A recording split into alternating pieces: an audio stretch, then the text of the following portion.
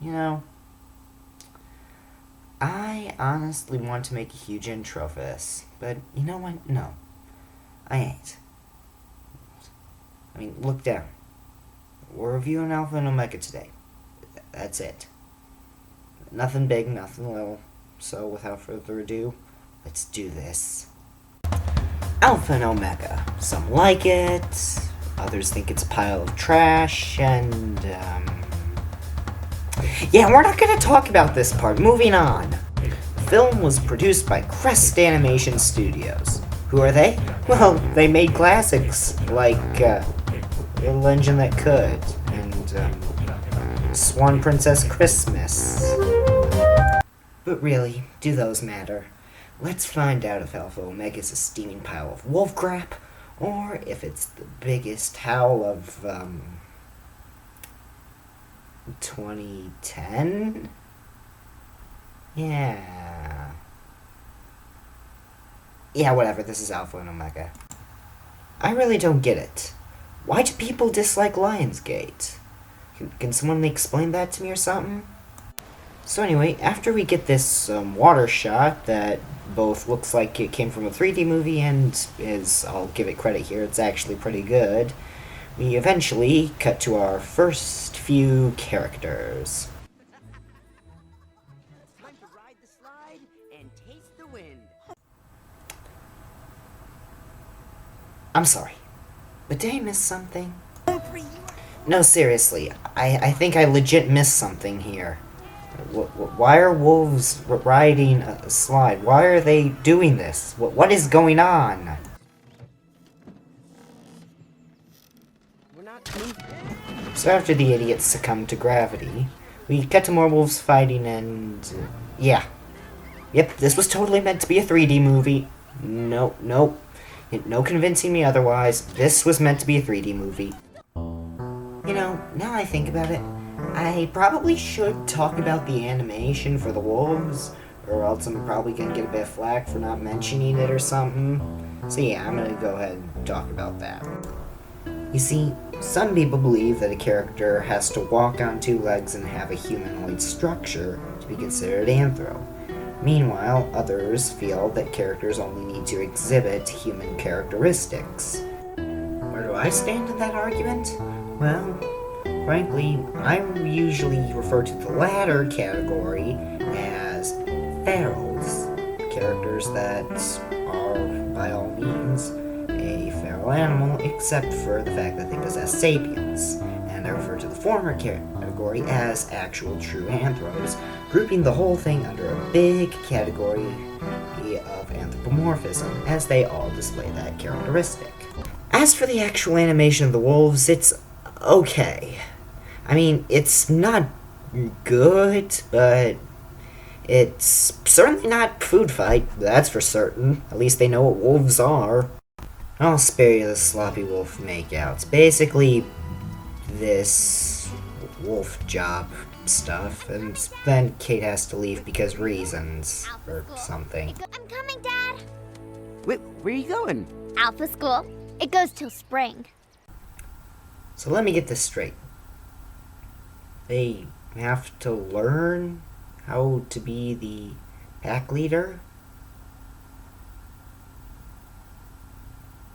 Okay, I'm cool with that. So Humphrey runs into Wolf Morgan Freeman here, who, after some dialogue and exposition about Kate basically being the future of wolves or something, he then proceeds to attempt to give Humphrey the talk. Alphas and Omegas can't how do you say it? Boogie woogie. That's our custom. The law of the pack. And then they yiff to the end. But either way, Humphrey watches Kate leap over that rock, and as we zoom in, we finally get our credits. Wow, that was a long time. At least it felt like one. So after a fake out with credits, we see, what?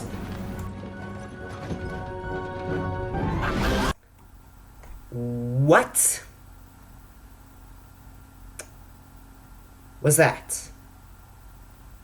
We went from changing from winter to spring, and then suddenly we cut to a guy with a tranquilizer, and then he just gets in his van and leaves.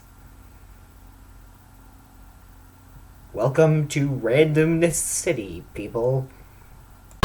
Whatever. We cut back to the 4 male wolves, who are now fully grown and riding an even bigger bark slide or something. Whatever. This is all just basically filler.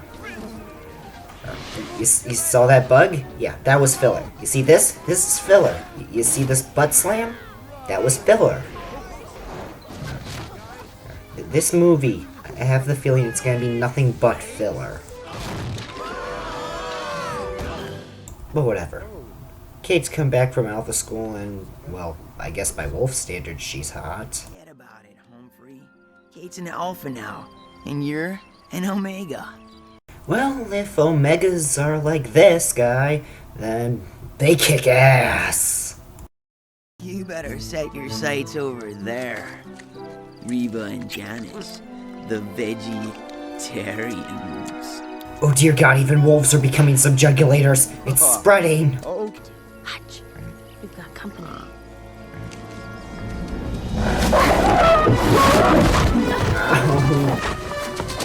Ow. My ears. So a rival pack causes some reindeer to stampede, which ultimately causes a kerfuffle when the group gets away. Which ultimately ends with a fat joke. The caribou are laughing at us.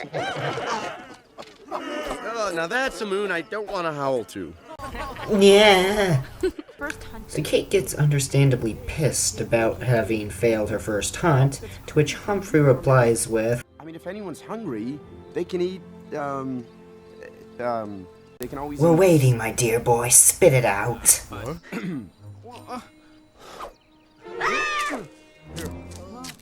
They can eat berries. Berries. Oh, And then we discover that that was actually Nightlock that he just ate. So we eventually cut back to a den, where we see a bone being dug up, which eventually leads us to the always talked about puppies. And can I just be honest here? I don't really see why they're so ugly. I mean, yeah, they don't really look good, but hey, at least they aren't this.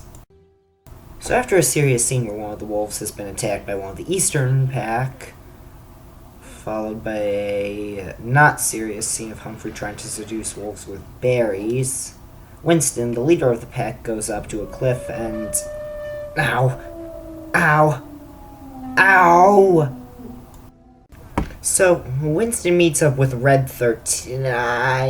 Tony, leader of the Eastern Pack clan, and they basically have a little bit of a kerfuffle before ending with Tony declaring, I won't let my pack starve, Winston. If we have to, we'll fight for the valley. "Okay then. Don't be surprised when Vincent Valentine shows up and screws you over." Filler. But apparently, Humphrey, Kate, and most every other wolf are getting ready to go to some sort of howl thing. Whatever. You look so beautiful. She looks exactly the same. It's out of line. Take those beautiful teeth of yours. Go for the throat and don't let go until the body stops shaking. That's pretty dark for a kid's movie. You see? You see? Even the characters agree with me. My little girl doesn't want to do this. If she's not ready, Don't worry, Dad. I'm ready. You sure you want to say that? So, this is the howl, I guess. And, oh god, no. No. No, stop! Stop!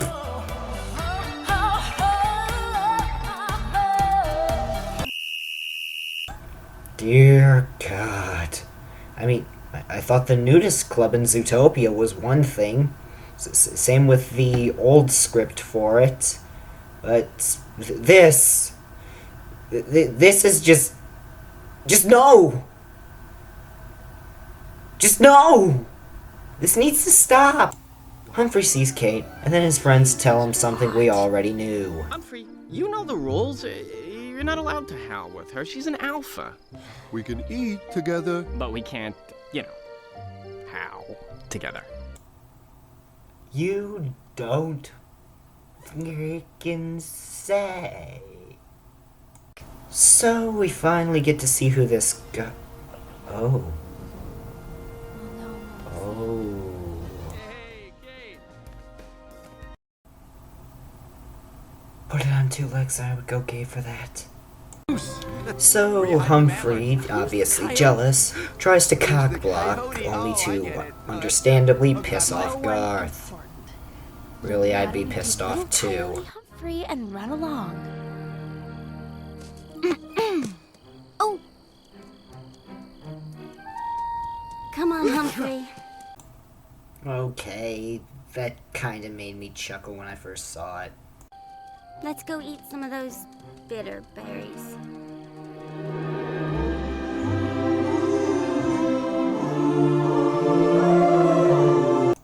No more howling. It's automatically added to my list of triggers, and we're gonna skip anything that involves it. What does Garth like to do? Oh, well, I'm really into fitness, Oh. So he's basically Aqueous Zahak. I'm cool with that. But, as we find out, Garth is actually a terrible singer. Good. Humphrey and run along. Coyote.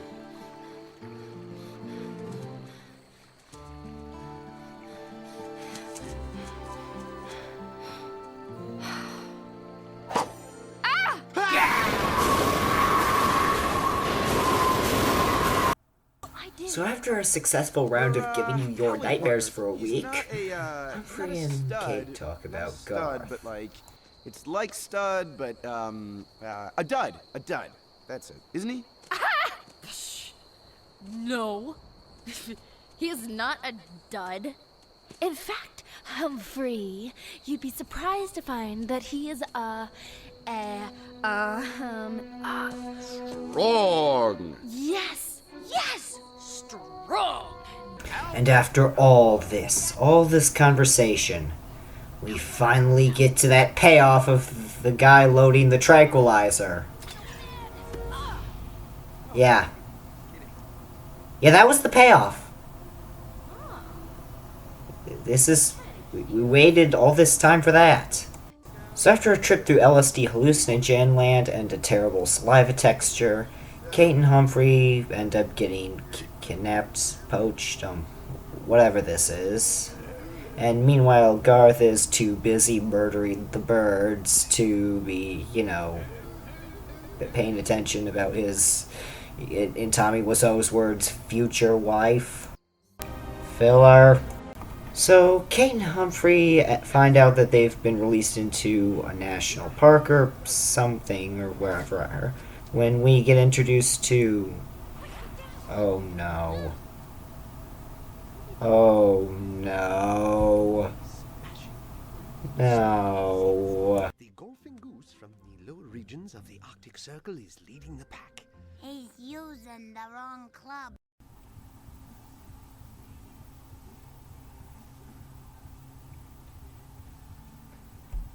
What are those? The golfing goose I mean, just look at these models. Arctic Circle is leading The rest of them, they were fine, but these are horrifying. What kid would want to see these ever in real life? Looks like they're playing some sort of weird game. Maybe they can tell us how to get home. Yeah, and if they can't, we can eat them. Yeah. You ain't the only one who wants to do that. Follow my lead.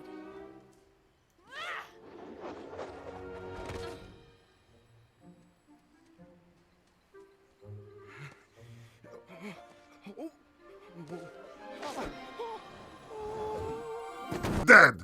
Not a big surprise! I'd call filler again, but I'm actually not sure if this is filler or a character-defining moment, so I'll let it slide for now. It's ugly, but a good runner.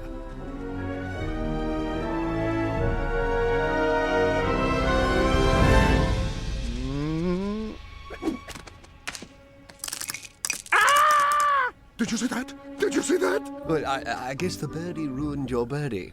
This Goose character. Something about him just makes me mad.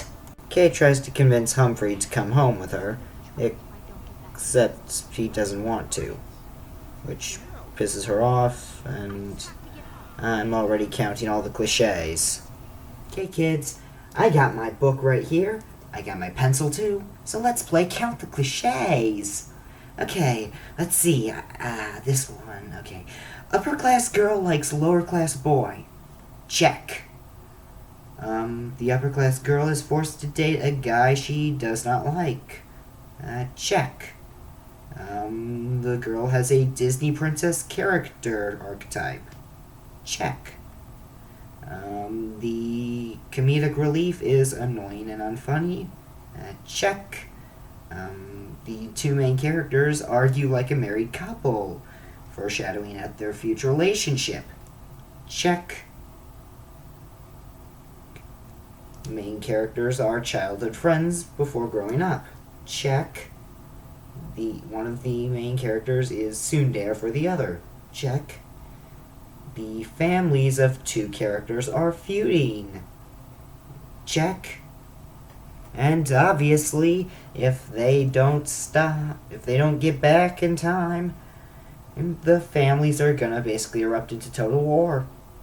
Check. And either way, that is all the time we have for Count the Cliches. Tune in next time. It's fun. Pain. But ultimately, in the end, the goose decides to help. Because, you know what, why not? Meanwhile, trouble is brewing between the clans. If any of you wolves have hurt my daughter, I will personally rip out your eyes and shove them down your throat so you can see my claws tear your carcass open! Okay, this mom character is officially scaring me. Can we please... Let's just move on? Trying to help ease the tension, Lily decides to show Garth around, to which he accepts. We also find out that if Kate isn't back by the full moon, there will be total war. But yeah, this movie's kinda burning me out at this point. Ooh! A convenient energy drink. But whatever. The avian characters decide to help Kate and Humphrey get onto a trailer so they can be driven all the way up. Suddenly reminding me of the Underground Railroad for some reason.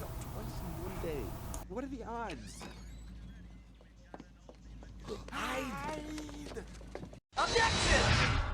She was looking straight ahead. Even Terezi Pyrope could have seen you. Filler. Oh, yeah, and almost a kiss. I tire of these shenanigans. Let's see what Garth and Lily are up to. Well, actually, it seems I cut us back to these two just in time, because it appears we get to see some actual bonding for once. Oh, I get it. You're a funny Omega. Mm-hmm. Okay. Make me laugh.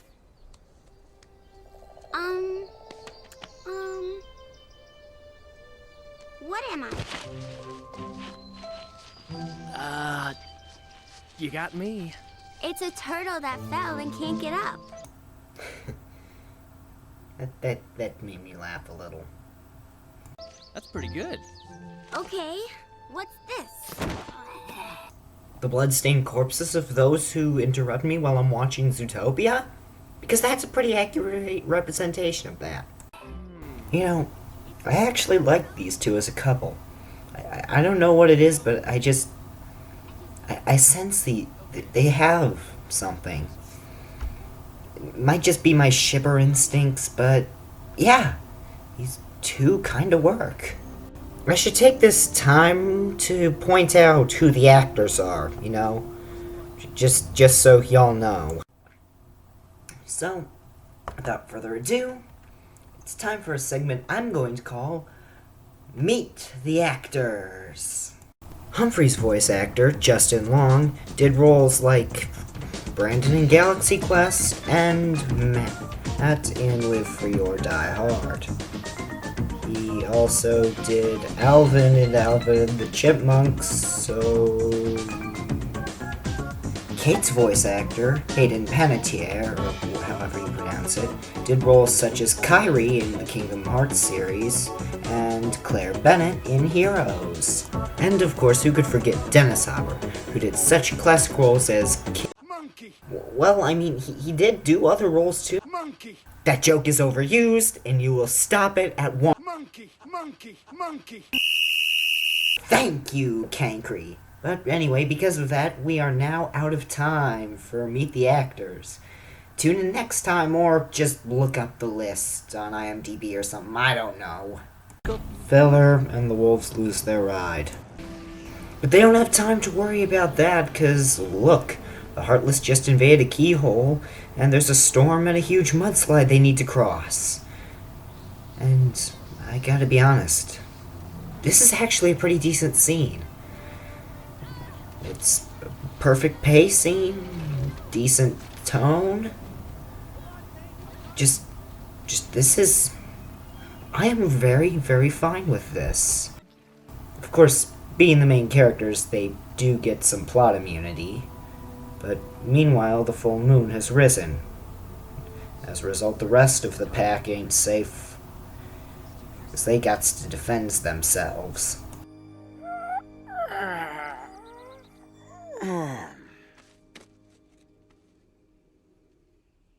Far!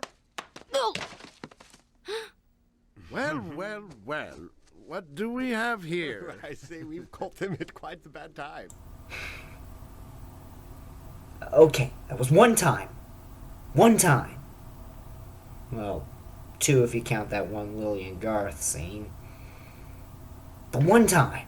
Well, But, as it turns out, the French goose is, admittedly, kinda useful, as he does indeed point out that there is indeed another way they can take to get back to Jasper.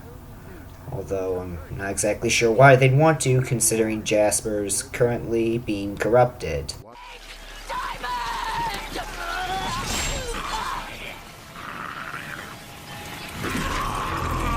this. Try to bring down the mountain! Daniel! We must come back! So after that dank meme, we get to see Garth do some sick wolf parkour, in an attempt to impress Lily.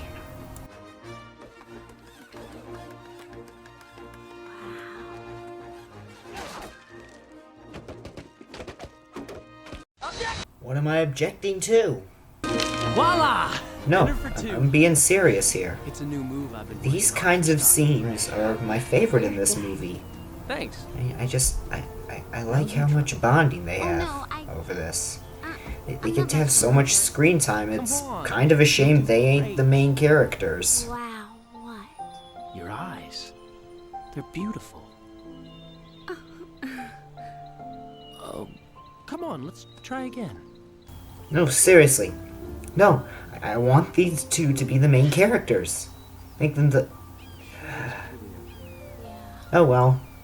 Back to crossing to Mordor. You're on. Give it up, Humphrey. You'll never beat me.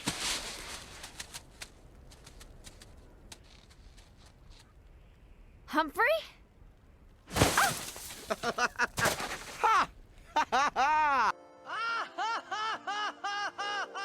Omega 1 Alpha Zero. Okay, enough! Objection! Snow doesn't work that way. You know, I should go check on the train. Wait. Oh, hey there. Wow, what are you? 1, who are you? 2, Humphrey, get out of there. The mama bear ain't far behind. You gotta go. No questions asked. Just go. Well, I'm a wolf. I've never seen a wolf. You are really strange. Oh, am I now? You're totally weird. I'm warning you, Humphrey. Don't. Just don't tempt fate. Just don't. I keep doing it all the time. So just don't. Take my advice and run.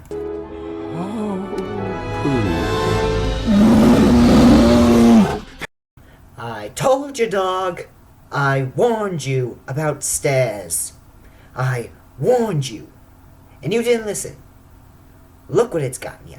Don't move. We can handle Of course, Kate isn't worried. Of course, there are not 1, not 2, but 3 bears. So... Hey, guys! You guys like jokes? Good. So 2 bears are eating a clown. And one of the bears says, "Does this taste funny to you?" I heard it from the Game Grumps first, so... Sorry, Alpha and Omega. Oh, yeah, sorry about the light in the corner. It's kind of really late outside right now, so... Hey, at least I don't have to go another day of recording. Right? Y'all understand what I'm getting at here? Of course, no one finds it funny, and, wait. Hold on. Go back. Go back. Go back. I don't know if this was intentional or not, but why does it look like a ship?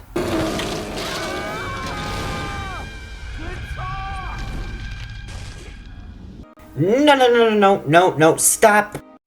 We're not using that joke again. No more. Just stop. Ha, no. Instead we get a neat little callback to the first part of the movie, where Kate and Humphrey use part of a tree to get on the train and outrun the bear.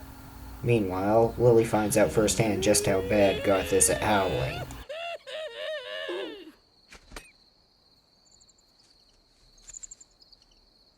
I know. It's not very good, is it? To be fair, he isn't as bad as Jake Sartorius, so give him that.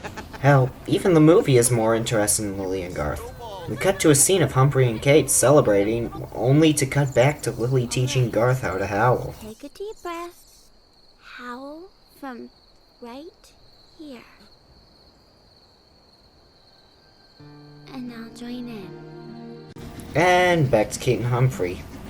Can this movie make up its mind of which relationship it wants to primarily follow?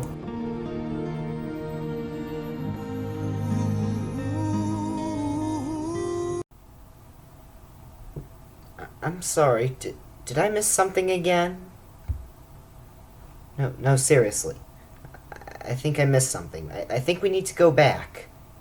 I don't remember this being a musical. Yeah, no, I'm just gonna glaze over Kate and Humphrey's bonding moments, because these are what I'm looking for in this movie. These are the good ones. At this point, Garth just begins fucking around with the baby Mordecais until... Oh no. You better go. But no one has to know. Sound travels farther than you think. Howling with an Omega, are we? I was just... Get with the others. What's going on? We're going to take the valley. And our caribou. Meanwhile, in a parallel universe where dinosaurs are still alive. I'd like the Koopa special. Pterodactyl tail on that? Yes. Dino, lizard, hold a mammal, no worms, and, spicy. Hey, I said no more Koopa jokes. Now cut it out, okay? So after that scene, we cut to the avians, as I like to call them, checking in on our heroes. And for a moment it looks like Kate's left Humphrey to find the park on her own. Though she's actually sleeping in the corner. Shh.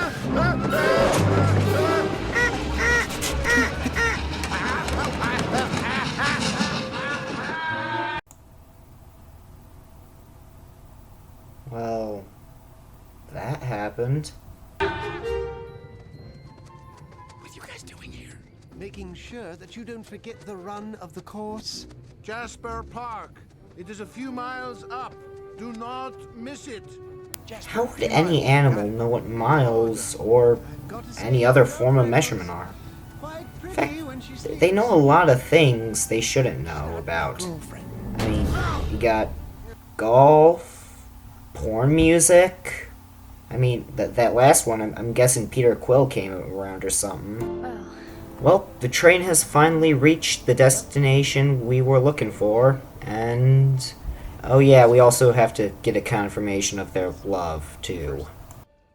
Humphrey, I just wanted to tell you, these past couple of days, they've been kind of fun.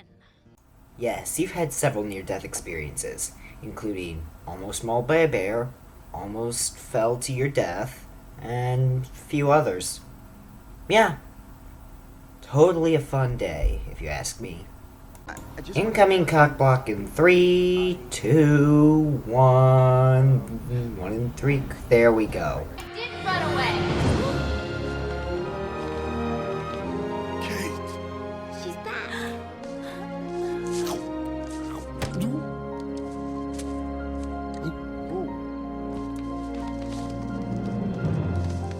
We were so worried. Where have you been? In Idaho. Idaho. How can you be Daho when she Daho? I take that back, that was an awful joke. So, Kate agrees to marry Garth, and we get to see Lily be the next Yander champ. So I heard you and Garth spent some time together. Ow! Lily! Sorry. I'm sure he's perfect marrying material. Well, if you like that sort of thing. Big, brawny, and perfect. Lily, you're wearing your fur back. Sorry. I know. You know, this movie is a lot funnier than I give it credit for. I'll give it that. Humphrey decides to go see new sights in the world, and I would say this is a decent ending, except I got 4.5 bars left of this in Movie Maker, so let's cut to the chase. No, I didn't mean actually cut to the chase scene. I meant cut to the important, juicy stuff.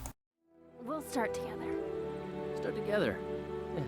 So, what's happening? They're accepting each other's scent. Oh, and now the nibble on the ears? But either way, sex jokes aside, I've never gotten why marriages in movies always have to be so complicated. Guessing so it gives enough of a pause for one of the protagonists to advance the plot.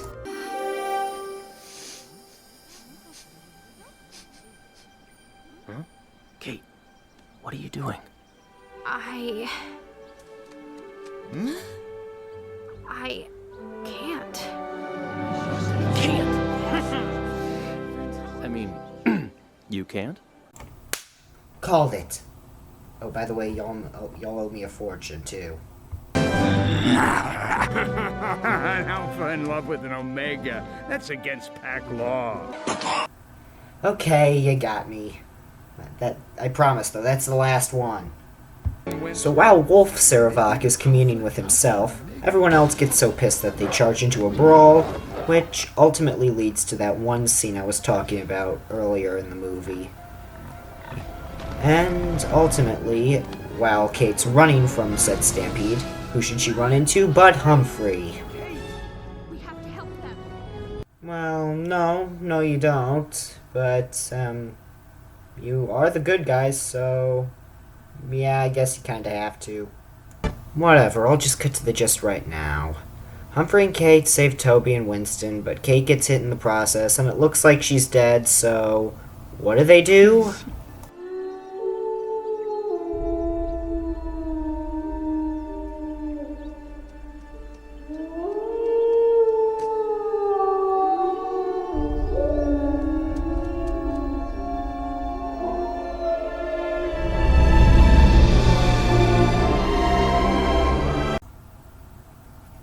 howling, which has been done during nothing but romantic scenes, so are we trying to imply that Humphrey's a necrophiliac? Because the implications are starting to creep me out. But nah, the sound of a lupine orgy is enough to get Kate back to life, and then she and Humphrey rejoice. Oh yeah, and Lily and Garth are canon now, so... well, I guess that's a happy ending for more than just the movie characters. And you know what? Even after all my complaints about this howling biz, I guess we can end the movie on a high note. Okay, I'll stop now.